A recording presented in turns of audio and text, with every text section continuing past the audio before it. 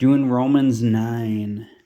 Gonna start verse 6. It is not as though the oracle of God has taken no effect, for not all those of Israel are of Israel, nor because they are seed of Abraham are all sons, but in Isaac a seed for you will be called. That is, these sons of God are not sons of the flesh, but sons of the promise counted as seed. See, when he's saying those not all of Israel are of Israel, he's speaking of those 12 sons of his. Because look, he goes back to the beginning, nor because they are sons of Abraham are they all sons. Because he's going, in Isaac your seed will be called. See, Abraham had Isaac, and Isaac had Esau and Jacob. And Jacob was the one that got called out of there between Esau and Jacob. So Jacob got the birthright, and from there his name was changed to Israel. Esau is not out of Israel. That's a lie. Just because it comes down here and says Jacob I loved and Esau I hated, it goes deeper than that, and I'll get into that. But so those out of Israel, it's speaking of those 12 sons, and it's Judah that's not of Israel. But for this is the word of promise. At this time I will come, and there will be a son for Sarah. That's Genesis 18. Yeah, Genesis 18:10. As you will see, a son will be born to your wife Sarah. Back in Romans 9:10. And not only that, but Rebekah also had a seed in her womb out of one man, our father Isaac. For even in the sons not yet having been born, nor having committed anything good or evil, so that the purpose of God in relation to election might remain, not out of works, but out of him who calls. It is said to her, the elder will serve the younger. So as it has been written, Jacob I loved and Esau I hated. And that's in Malachi, that Jacob I loved, Esau I hated, but the elder will serve the younger. We got to take that to Genesis. Genesis 25:21. His wife Rebekah conceived, and the sons struggled together within her, and she said, if this is right, why am I this way? And she went to make inquiry of Yahweh, and Yahweh said to her, 2 peoples are in your womb, and 2 kinds of people will be divided from your womb, and one people will be stronger than the other people, and the older will serve the younger. And that was Esau serving Jacob. But then you get to Genesis 27, verse 38. And Esau said to his father, is there but one blessing from you, my father? Bless me also, my father. Esau raised his voice and wept, and his father Isaac answered, and he said to him, see now, away from the fertility of the ground will be your dwelling, and away from the dew of the skies above. And by your sword you will live, and your brother will serve you. That's that Jacob. And it will come to pass, when you fight, that you will break his yoke from your neck. See, his yoke from his neck, that was, him serving his younger brother. His hands are around his neck, basically, you could say. Now you get to Genesis 49, and Jacob called his sons, and he said, gather yourselves together so that I can tell you what will befall you in the last days. Look what he says to Judah. Verse 8, Judah, your brothers will praise you. Your hand will be on the neck of your enemies. Because now he's got his hand yoked on his brothers. Because they're not all Israel who were out of Israel. Judah is out of Israel. Esau isn't. You're a fool if you say so. Because he did not come out of the loins of Jacob. Almost said Isaac. But I only speak that way, fool and stuff, because it gets pretty annoying when you speak to the identity people. They're constantly on Esau, but they have no clue about Judah and his neck, hand around their neck. So your father's sons will bow down before you. The scepter is not going to depart from Judah, nor a lawgiver from between his feet until Shiloh comes. And the obedience of the people will be towards him. That Shiloh, when he comes, which he's out of Joseph. It's pretty obvious when you read verses 22 through 26. But that scepter, that's That's kind of like what it says about Esau, because them having the scepter is that rule. So it's that same. It's the same thing. The yoke, because they're the ones ruling. So what he told to Esau, your brothers will serve you. Like they said, Judah, your brothers will praise you. Your hand will be around the neck of your enemies. It will come to pass when you fight that you will break his yoke from your neck, and he's gonna have a yoke on Jacob's neck at that time. Through Judah. 'Cause Esau, what did he do? He went and had children with the other peoples of the land that he wasn't supposed to do. It's like what Isaac said to Jacob at this is chapter 28, just after that, not long after what we were reading about Esau getting the blessing. But Isaac called Jacob and he blessed him and instructed him. He said to him, you should not take a wife from the daughters of Canaan. Guess what? Esau did, and so did Judah. And Judah went down away from his brothers and visited the Adullamite man, whose name was Hera. And Judah saw a daughter of a certain Canaanite. He went into her. Not supposed to do that. So Romans 9:12, it was said to her, the elder will serve the younger. And he did, but then he broke the yoke off his neck.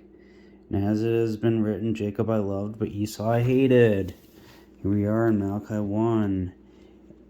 In what way have you loved us? Was Esau not Jacob's brother, declares Yahweh? Yet I loved Jacob and I hated Esau, and I laid waste his mountains and his heritage for the jackals of the wilderness.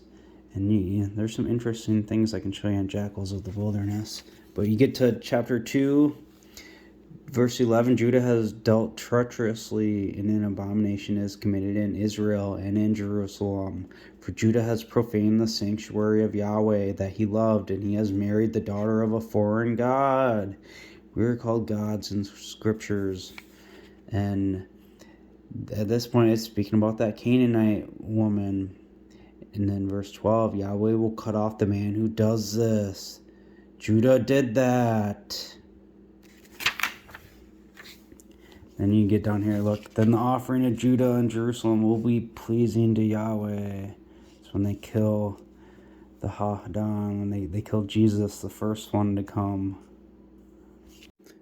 Jeremiah 10:22, hear now the voice of the rumor has come, and a mighty commotion out of the north country, to make the towns of Judah desolate, a den of jackals. Oh, what's it say this? Look, I hated Esau, I laid waste his mountains and his heritage for the jackals of the wilderness. Towns of Judah will be desolate, a den of jackals. What shall we say then? Injustice with God may it not be, for he said to Moses, this is back in Romans 9:14, I will pity whoever I will pity, and I will show mercy to whomever I will show mercy. And that's in Exodus 33:19. And so then it is not of him who is inclined to pleasure, nor of him who runs, but of God who shows mercy. For the scroll says to Pharaoh, for the same thing I raised you up, in order that in you I might display my power, and in order that my name might be declared in all the earth. And you see how then when we go back here, it begins telling you, so for not all those of Israel are of Israel. And then it goes back to like the beginning. Nor because they are the seed of Abraham are they sons, but in Isaac are they called. Because it goes Abraham, and then he had Isaac, and then Isaac from his promise went to Jacob, who was Israel, and Isaac had Jacob and Esau, but it was to Jacob who got it. So, and it's letting you know that. So when he says not all those of Israel are of Israel, Esau was never of Israel. He never came out of his loins. Just telling you those ones out of the flesh. Now he raised up Pharaoh to display his power. Same thing with the Esau and Judah that he's raised up. so he can show his power at the return.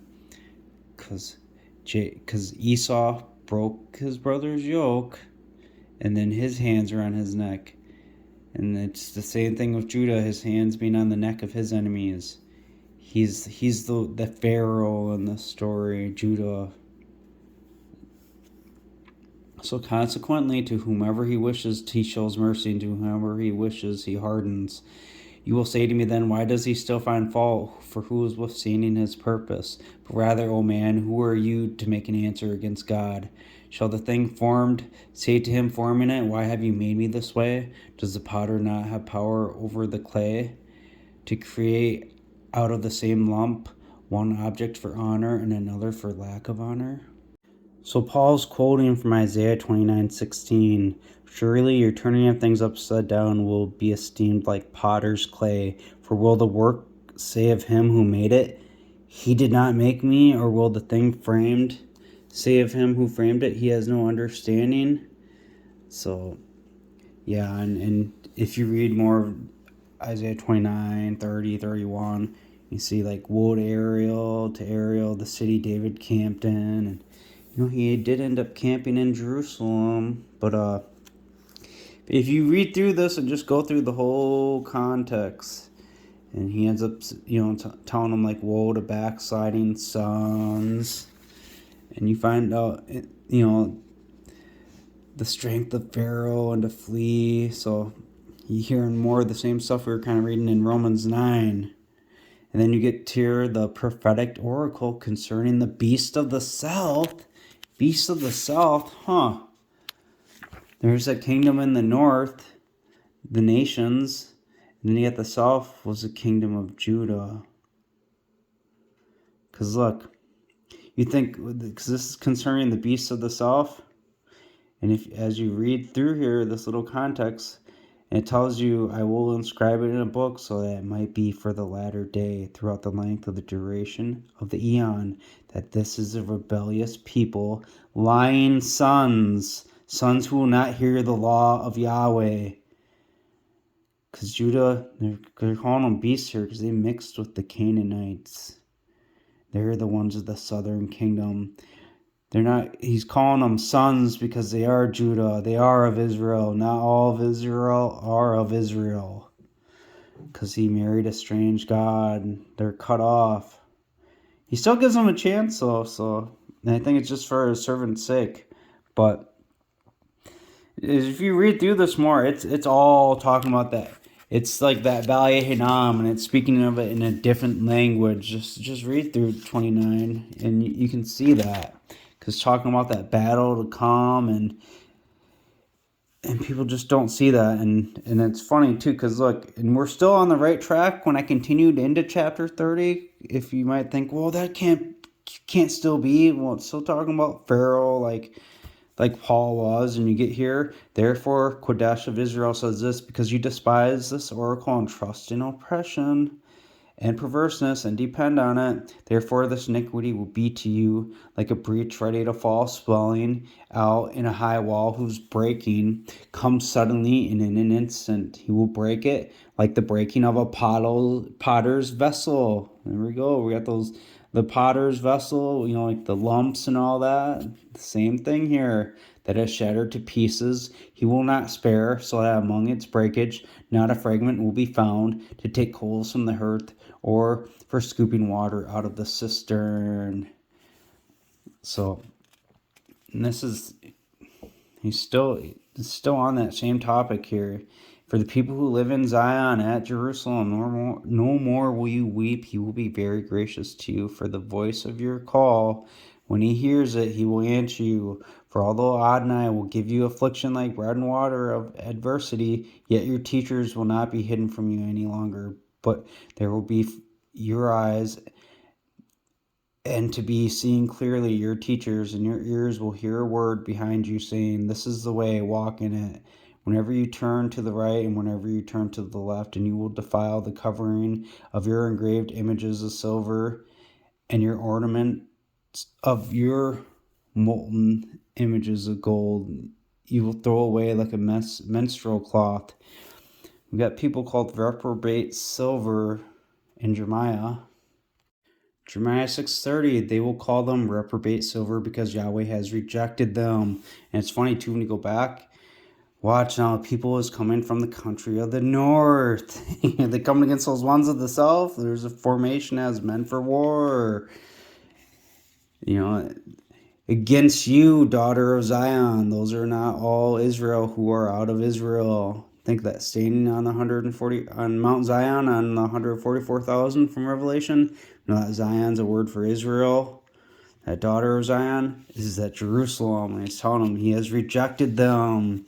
And it even tells you in chapter 7, cut off your hair and throw it away. Take up lamentation on high places, for Yahweh has rejected and forsaken the race of his anger. A generation, that's word for race.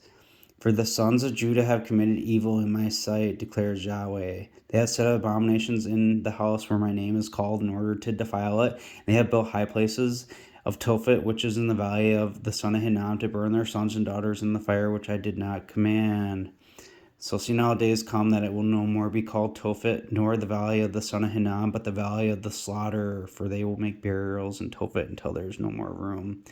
And the carcasses of this people, they're going to be killing Judah. Here we are back in Isaiah 30, so they're engraved images of silver. Okay, so, and some of the words in here too, you can see like stuff from Revelation hidden in here too, like the light of the moon will be like the light of the sun, and the light of the sun will be sevenfold, like the light of 7 days. And it makes you think of in Revelation, you have no more need of the light of the sun, and it's because the Lamb will be your light. And so, and it tells you too that the name of Yahweh comes from far off. I think that certain nobleman from a far country, but his anger is burning, and its burden is heavy. His lips are full of indignation. His tongue is like a devouring fire. But his voice will be heard coming down. And check it out. For Tophet is prepared from of old. Yes, it is prepared for the king. He has made it deep and large. The pile of it is fire and much wood. Think in Jeremiah 5:14, I believe it is. Since you have spoken this word, I had made your words fire, and these people wood. But anyways, breath of Yahweh ignites it like a stream of brimstone. So you get later in the chapter 30, and then you see, so Yahweh Sabaoth will come down to fight for Mount Zion and its hill. Like I was talking about the 144,000. But like birds flying, so will Yahweh Sabaoth shield Jerusalem. You think that's like the Jerusalem above. Shielding and passing over, he will preserve it, returning to him whom the sons of Israel have made a hard revolt against. For in that day every man will throw away his idols of silver and his idols of gold, the sin that your own hands fashioned for you. The Assyrian will fall by the sword, not of a man, and a sword, not of mankind, will devour him. But he will flee from the sword, and his young men will become forced labor. And out of fear he will cross over his stronghold, and his rulers will be afraid of the banner. And if you read Isaiah like 13 and stuff, there's talking about the banner coming when he comes down. And I think too in chapter 34, it talks about this more too. Whose fire is in Zion, and his furnace is Jerusalem. It's that Jerusalem furnace, that's the place that's going to be burnt down. The one that's below. But that this place will no more be called Tophet, nor the valley of the son of Hinnom, but the valley of slaughter. This is Jeremiah 19:6, now verse 7. And I will make void the counsel of Judah and Jerusalem in this place, and I will cause them to fall by the sword before their enemies. Remember, their hands would be on the neck of their enemies? That's those Israelites. By the hands of those who look for their lives. It's the Israelites that look for their lives. And their carcasses I will give to be food for the birds of the skies and the animals of the land, and I will make the city desolate and a hissing. Everyone who passes by there will be astonished, and they will hiss because of all its plagues. And I will cause them to eat the flesh of their sons and the flesh of their daughters, and everyone will eat the flesh of his friend in the siege and in distress from their enemies. Those who look for their lives will distress them. Those of Jacob. So back to Romans 9:20, but rather, O man, who are you to make it an answer against God? Shall the thing formed say to him, why have you made me this way? Does the potter not have power over the clay? Think the clay, those trees, they're planted in clay. And we always hear about trees that Yahweh planted and whatnot. So that those are those ones in Israel, to create out of the same lump one object for honor and another for lack of honor. So we got not all or Israel or out of Israel. Now let's go back to more things on that potter's clay. So it's impossible to read about that potter's clay and stuff to not read Jeremiah 18, but let's kind of just see something on Jeremiah 17 first. So the sin of Judah is inscribed with a pen of iron, with a pointed diamond carved on the tablet of their hearts. Oh, look at that. And by green trees on high hills, and you hear, cursed is the strong man who trusts in man and makes flesh his arm. The sons of the flesh, Judah, the sin of iron, the iron pen. If you read Jeremiah 8, 1 through 8, speaking of Judah, they won't be gathered. Ones in the covenant are gathered, though. And it also says all of them will choose death, and mentions the lion pen of the scribes. And it's confirmed here it was speaking about Judah. So he will be like a juniper in the desert, and he will not see when good comes, because he's not going to know that it's Manasseh and Ephraim. But he will inhabit parched places in the wilderness and a salt land that is not inhabited. Blessed is the man who trusts in Yahweh and whose confidence is Yahweh, for he will be like a tree planted by waters. Trees are planted in clay.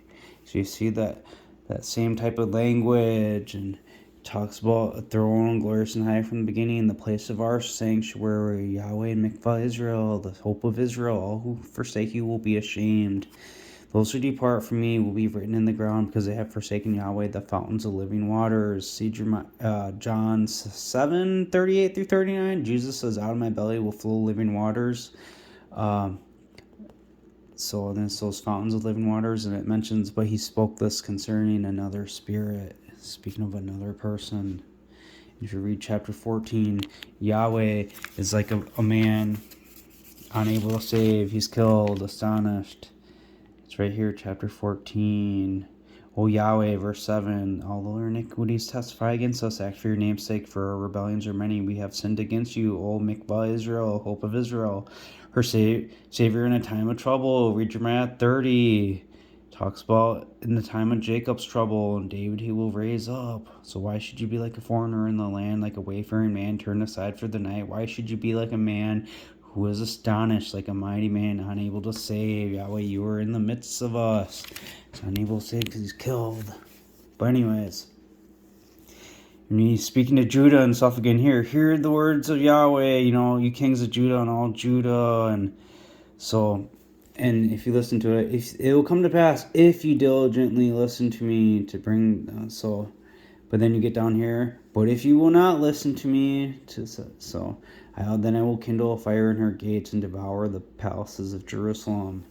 It says all of them will choose death in Jeremiah 8, 1 through 3. When the word came to Jeremiah from Yahweh, saying, rise up and go to the potter's house. There I will cause you to hear my words. Then I went down to the potter's house. What should I see? But I was carrying out a work on the wheels, and that pot that he was making out of clay was ruined in the hand of the potter. So going back to it, he shaped it into another pot, as seemed good to the potter to shape it. Then the word of Yahweh came to me, house of Israel, can I do with you as with this potter, declares Yahweh? Saying house of Israel, not saying, to Judah. See now, as the clay is in the potter's hand, so are you in my hand, house of Israel, the nations. The instant I speak concerning a nation and concerning a kingdom, to declare that it should be plucked up and pulled out to destroy it, that Judah's a single nation. Oh, they're talking about kindling with fire just before that. Talk about destroying all Judah, chapter 44, and Judah's going to be desolate, chapter 10, and all over Jeremiah. If that nation against whom I have pronounced turns from their evil, I will relent of the calamity that I thought to perform against it. Jeremiah 8, 1 through 3, they will all choose death.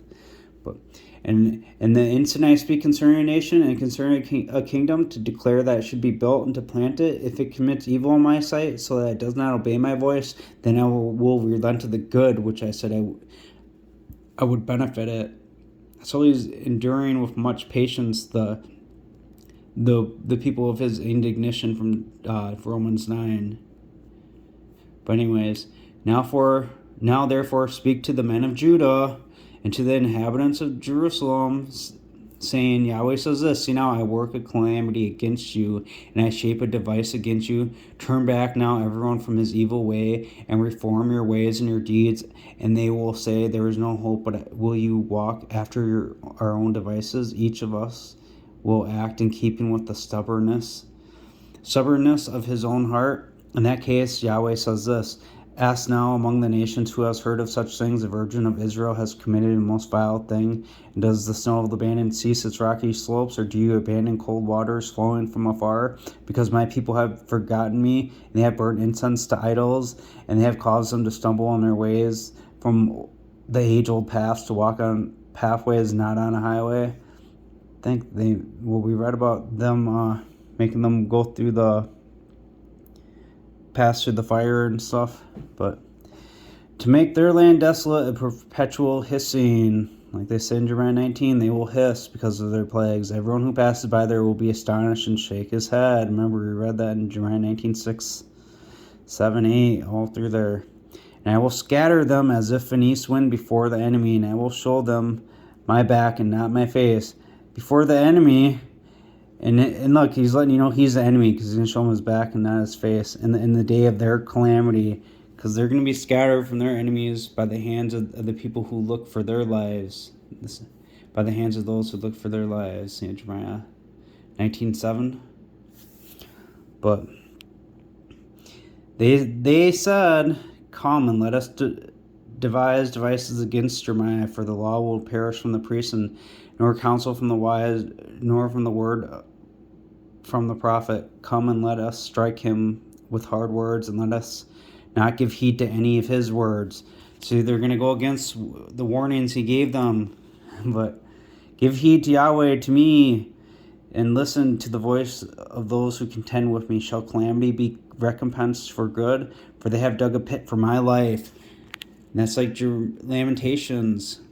Remember that I stood before you to speak good concerning them, to turn your anger away from them. In that case, deliver their sons to the famine, and deliver them to the power of the sword, and let their wives be bereaved and be widows, and let their men be put to death, their young men struck by the sword in battle. Let a cry be heard from their houses, when you will bring murderers suddenly against them. For they have dug a pit to take me, and hidden snares for my feet. Yet Yahweh, you will know all their counsel against me to kill me. Do not forgive their iniquity, nor blot out their sin from your sight, but let them be overthrown before you. Deal with them in the time of your anger. His time of his anger is in the day of trouble, that day of Yahweh. Because it even says in Revelation, and I will not blot out their names. It's bringing you to that, and now it's going to this Valley Hinnom. Go and get the potter's earthen flask. You got the two lumps, the one of mercy and then the one of destruction. Some of the elders of this people and the elders of the priests, and go out to the valley of the son of Hinnom by the entrance of the east gate, and proclaim these words that I speak to you. Hear the word of Yahweh, kings of Judah and inhabitants of Jerusalem. Yahweh Sabaoth says this, Elohim of Israel, not of Judah. See now, I will bring calamity on this place, which will cause the ears whoever hears them to tingle, because they have forsaken me. Think that fountains of living waters, and they have made this place an alien place, and they burn incense to other gods. Neither they nor their fathers have known, nor the kings of Judah, and they have filled this place with the blood of innocent people. Remember, house of David ended up going over Judah and their land too, when he made a treaty with them in Jerusalem. But they built the high places of Baal. Lamentations 4:20, the breath of our nostrils, the anointed of Yahweh, was captured in their pits. Remember what we were just read in Jeremiah. Of him we said, in his shadow we will live among the nations. Rejoice and be glad, daughter of Edom, you living in the land of Uz. The cup will also pass over to you. You will be drunk, and you will make yourself naked. And the punishment of your iniquity has been complete, daughter of Zion. See? Daughter of Edom. Judah mixed with the Canaanites just like Esau did. And he's also of Israel, because Zion is the word for Israel. And look, Esau isn't out of Israel. Judah is. He will no longer carry you away into exile. He will visit your iniquity, daughter of Edom. He will expose your sins.